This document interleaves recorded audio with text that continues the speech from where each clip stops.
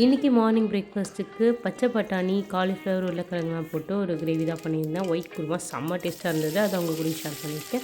அதுக்கு ஒரு கடாய் வச்சுக்கோங்க. 4 டேபிள் ஸ்பூன் ஆயில் விட்டுக்கோங்க. கொஞ்சம் கடுகு பொரிஞ்சதும் ஒரு பெரிய வெங்காயம் கட் பண்ணி ஆட் பண்ணியிருக்கேன். ஒரு 4, 5 பச்சை மிளகாய் காரத்துக்கு தகுந்த மாதிரி ஆட் பண்ணிக்கோங்க. இது கூடவே ஒரு தக்காளி ஆட் பண்ணிக்கோங்க. இதுக்கப்புறம் நம்ம காலிஃப்ளவர் க்ளீன் பண்ணி சுடு தண்ணியில் போட்டு எடுத்து வச்சுருக்கோம். அதையும் ஆட் பண்ணிக்கலாம். அது கூடவே நம்ம கட் பண்ணி வச்சுருக்க உருளைக்கிழங்கு ஆட் பண்ணிக்கலாம். இப்போ நம்ம உரித்து வச்சுருந்த பச்சை பட்டாணி ஆட் பண்ணிக்கலாம். இது இப்போ சீசன், ஸோ இதை நாங்கள் யூஸ் பண்ணிக்கோங்க. செம்ம டேஸ்ட்டாக இருக்கும். அதுக்கப்புறம் இதை நல்லா கலந்து விட்டுட்டு தேவையான உப்பு ஆட் பண்ணிக்கலாம். ஆட் பண்ணி கொஞ்சம் க்ளோஸ் பண்ணி வச்சுருங்க.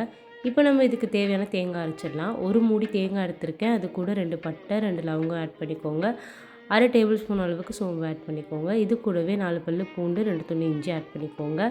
இப்போ இது கூடவே 1 டேபிள் ஸ்பூன் அளவுக்கு பொட்டுக்கடலையும் ஆட் பண்ணிக்கலாம். இதை நல்லா நைஸாக அரைச்சி எடுத்துகிட்டு வந்துடலாம்.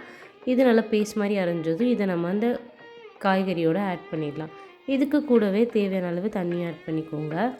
இப்போது இதில் நம்ம கொத்தமல்லி பவுடரை மட்டும் ஒரு 1/4 டேபிள் ஸ்பூன் அளவுக்கு ஆட் பண்ண போகிறோம், அவ்வளோதான். இப்போ இதை நல்லா கலந்து விட்டுட்டு க்ளோஸ் பண்ணி வச்சிடலாம். நல்லா கொதிச்சு வரட்டும். கொதிச்சு வந்தோடனே இது கூட கருவேப்பிலை ஆட் பண்ணி ஆஃப் பண்ணிட்டோம்னா அவ்வளோதான், குழம்பு ரெடி. இது கூடவே நான் இட்லி தான் இன்றைக்கி பண்ணியிருந்தேன். மாவு பார்த்திங்களா எவ்வளோ அழகாக புளிச்சு வந்திருக்கு. இதை நான் மிக்சியில் தான் அரைச்ச மாவு. நைட் அரைச்சி வச்சுருந்தேன். செம்மையாக புளிச்சு வந்திருக்கு. இட்லியும் செம்மையாக வந்துருந்துச்சு. இதோட ரெசிபி வேணுன்னா கேளுங்க, நான் கண்டிப்பாக ஷேர் பண்ணுறேன். இப்போ நம்ம இட்லி ஊற்றிடலாம். இட்லி ஊற்றும் போது எப்போவுமே இந்த தண்ணி கொதித்து வரும்போது ஊற்றினோம்னா சீக்கிரமாக நம்மளுக்கு வெந்துடும். ஸோ அதனால நல்லா தண்ணி கொதித்து வந்தோடனே ஊற்றிட்டு ட்ரை பண்ணி பாருங்கள். இப்போ ஒரு 10 மினிட்ஸ் வெயிட் பண்ணால் இட்லி ரெடி ஆகிடும். செம்ம சாஃப்டான இட்லி. இந்த கிரேவி கூட சப்பாத்தி, தோசை எல்லாமே ரொம்ப நல்லா இருந்தது. என் பையனுக்கு சப்பாத்தி பண்ணியிருந்தேன், என் ஹஸ்பண்டுக்கு தோசை, எனக்கு இட்லி. ஸோ இன்றைக்கி 3மே பண்ணி ட்ரை பண்ணியாச்சு. ரொம்பவே நல்லா இருந்தது. அண்ட் ரைஸ்க்கும் செம்ம டேஸ்ட்டாக இருக்கும்.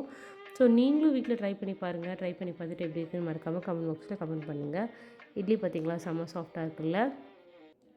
ஸோ உங்களுக்கு இந்த ரெசிபி யூஸ்ஃபுல்லாக இருக்கும்னு நினைக்கிறேன். அப்படி இருந்தாலும் நம்மளோட சேனல் சப்ஸ்கிரைப் பண்ணி வச்சுக்கோங்க. தேங்க்ஸ் ஃபார் வாட்சிங்.